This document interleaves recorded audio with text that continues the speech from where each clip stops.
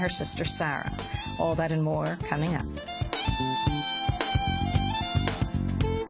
Welcome to Democracy Now!, democracynow.org, the War and Peace Report. I'm Amy Goodman. The Israeli government has unveiled plans for a new round of settlement construction in occupied East Jerusalem. Israel says it'll build over 1,600 new homes in the settlement of Ramat Shlomo.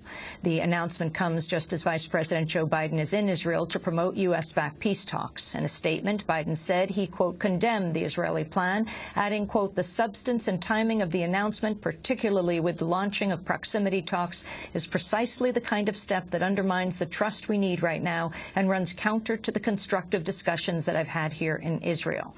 Biden released the statement after attending a state dinner where he publicly praised Israeli officials. Israeli government spokesperson Mark Regev defended the move on the grounds Israel doesn't consider East Jerusalem occupied territory. In order to get the peace process back on track, this Israeli government under Prime Minister Netanyahu has gone further than any previous Israeli government in placing restrictions on growth in the settlements. But we have to be clear, from the point of view of Israel, Jerusalem is not a settlement. It's our capital and will remain as such. Biden is meeting with Palestinian Authority officials in Ramallah today. Ahead of his visit, the Palestinian Authority official for Jerusalem, Adnan al-Husseini, said Israel had announced the settlement construction to undermine peace talks.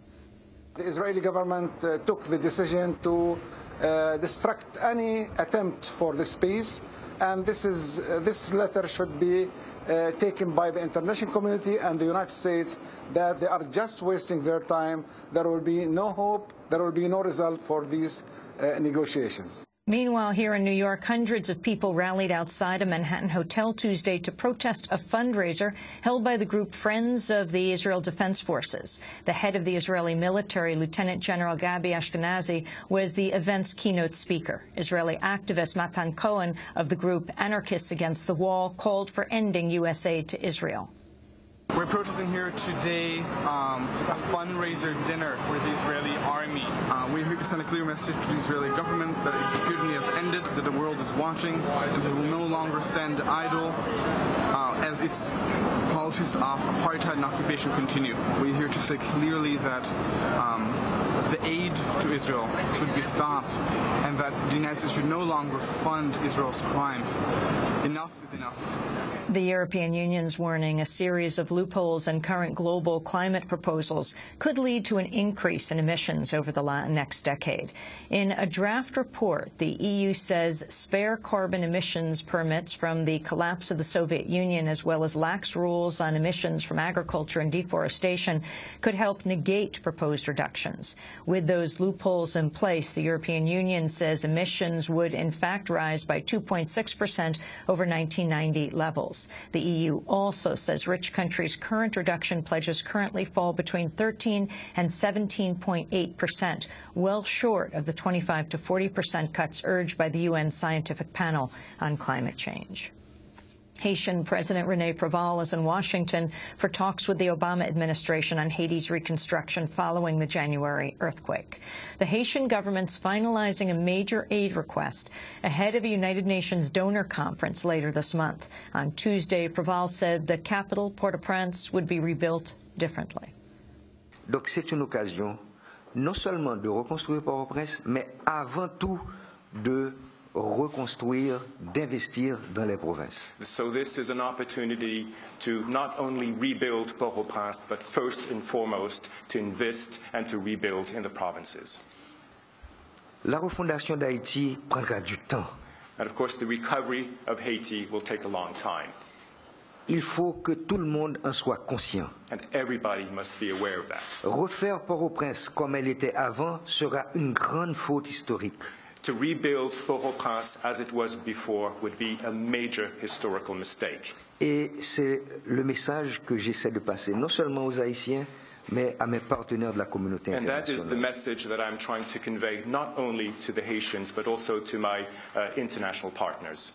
Secretary of State Hillary Clinton, meanwhile, said the U.S. is working to assist Haiti in rescheduling delayed parliamentary elections. Assured President Préval that the United States would work with the international community to hold elections as soon as appropriate. I want to assure you again that the United States and President Obama and our administration remain committed to you. Sachez, Monsieur le Président, que les États-Unis, le président Obama et moi-même maintenons notre engagement à votre égard. We believe in Haiti's promise, and we are committed to Haiti's future. The former head of Britain's domestic intelligence agency is accusing the U.S. of misleading allies on the torture of foreign prisoners.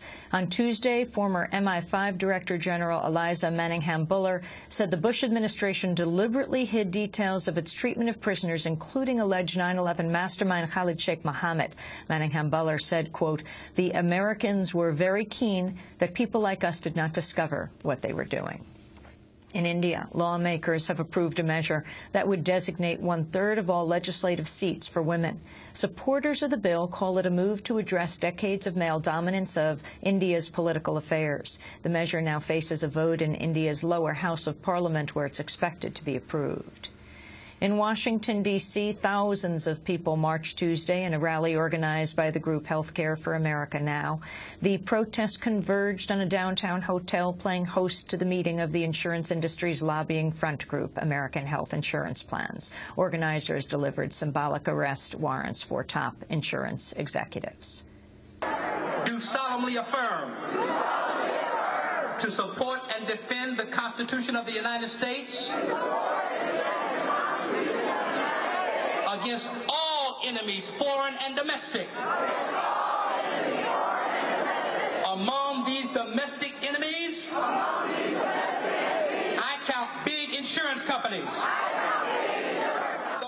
A new study says the number of millionaires in the United States grew by 16% last year. The jump in wealthy households coincided with a rising unemployment rate and stagnant wages for most American workers.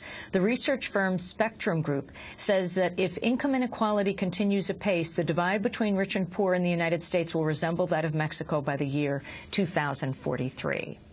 In Utah, Governor Gary Herbert has signed into law a new anti-abortion measure that could punish women for having a miscarriage. The Republican-backed bill would allow women to be charged with murder if they commit, quote, an intentional or knowing act that causes a miscarriage. The bill initially included language that would have also punished women for reckless acts. But despite the revision, critics still say the measure could target women for all kinds of actions, including staying with an abusive partner.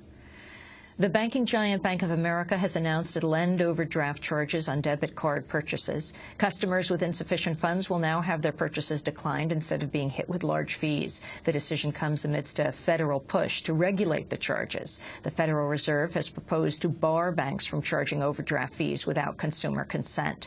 Banks collected at least $32 billion in overdraft fees last year. The first gay marriages have been performed in Washington, D.C., following the enactment of a law recognizing same-sex unions. On Wednesday, 3 gay couples were married amidst heavy security organized to prevent disruptions by gay marriage opponents. The District of Columbia joins Connecticut, Iowa, Massachusetts, New Hampshire, and Vermont as the only jurisdictions allowing gay marriage. And the longtime activist Doris Granny D. Haddock has died. She was 100 years old. Haddock made headlines 10 years ago when she walked across the United States in a bid to support campaign finance reform. She was 90 years old at the time. 4 years later, Granny D challenged Republican Judd Gregg for his Senate seat, capturing 34% of the vote. And those are some of the headlines. This is Democracy Now!, democracynow.org, The War and Peace Report. I'm Amy Goodman.